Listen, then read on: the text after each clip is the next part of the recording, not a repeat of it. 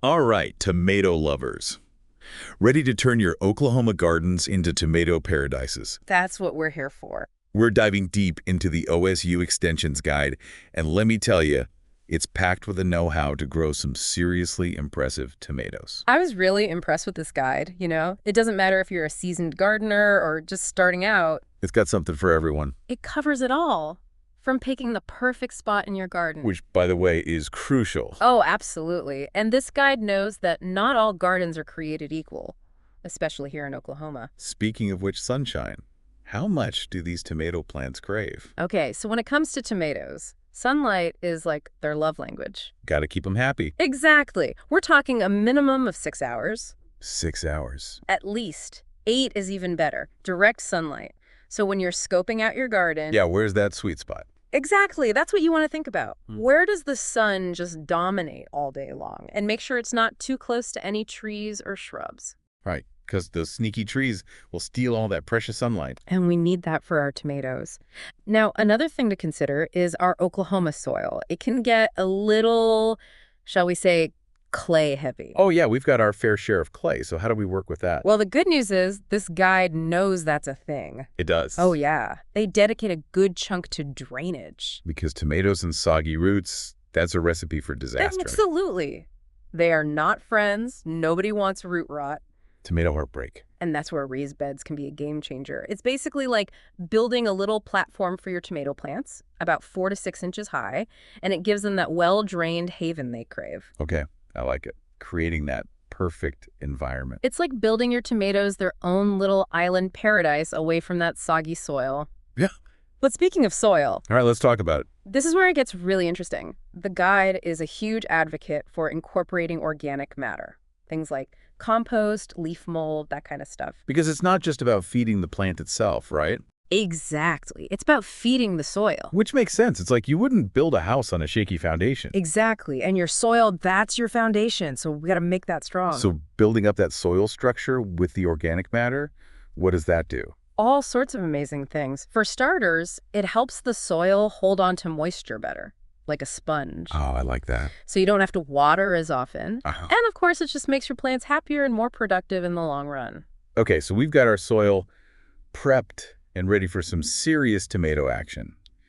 Now comes the fun part, choosing our tomato varieties. I gotta say, flipping through this guide's list of recommendations, some of these names are wild. Sun Gold, Brandywine, Sweet Million. Right. They sound like they're about to star in a movie. Seriously, it's like a tomato beauty pageant in here. Well, and that's the thing about this list. It's not just a bunch of random tomatoes with catchy names. The guide makes a point of saying these specific varieties, they've been tested right here in Oklahoma. So they can handle the heat.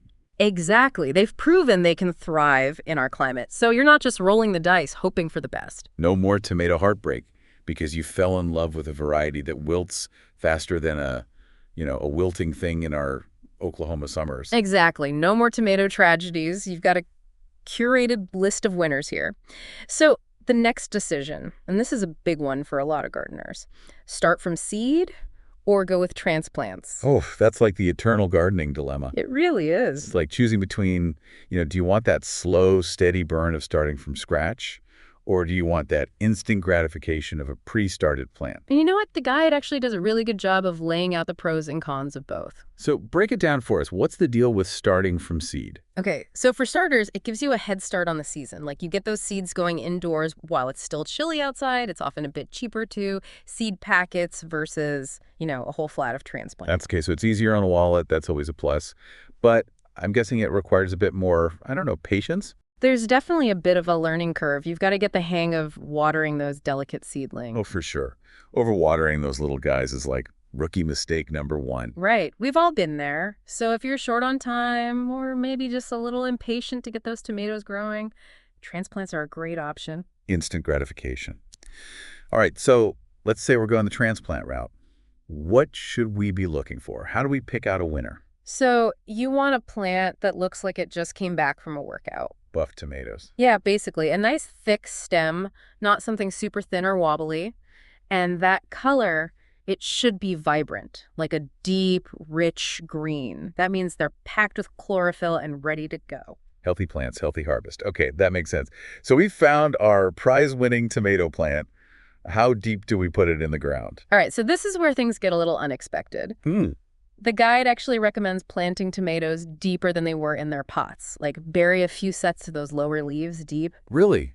Wow, okay. Why is that? So tomatoes have this cool superpower. They can actually grow roots all along their stems, not just at the bottom like some plants. Get out. That's amazing. Right, so when you plant them deep, you're encouraging a much stronger root system. So it's like giving them that extra support from the get-go. Exactly.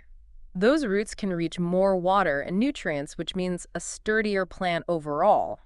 And you know what that means. More tomatoes. We're Okay, I'm all about stronger plants, more tomatoes. Deep planting it is. Now, what about spacing?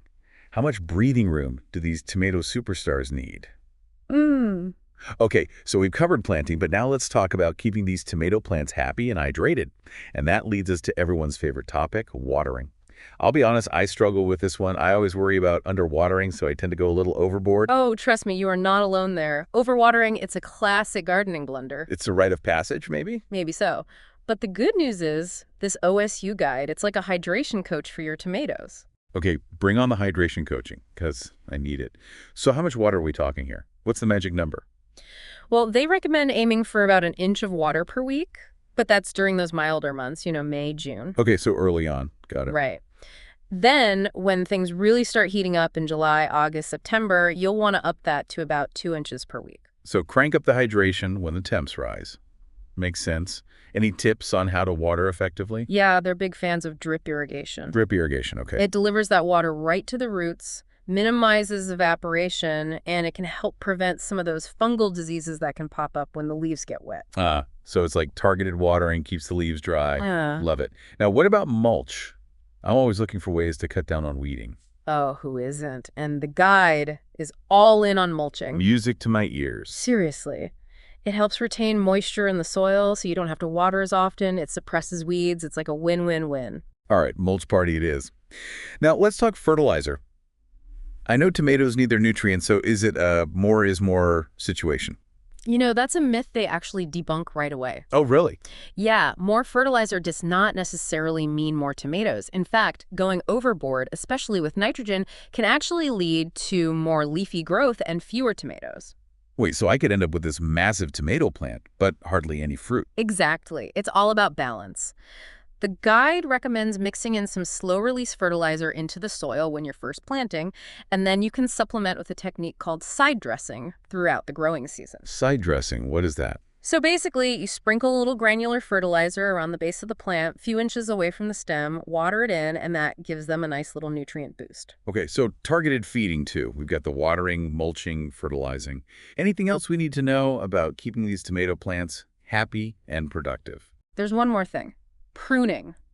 This mostly applies to steak tomatoes. It's like giving your plant a little haircut to help it grow strong and produce more fruit. A tomato haircut.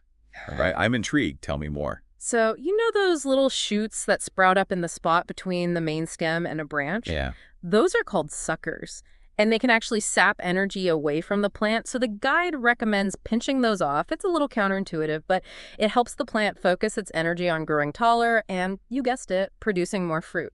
Okay, so less is more in the sucker department. Got it.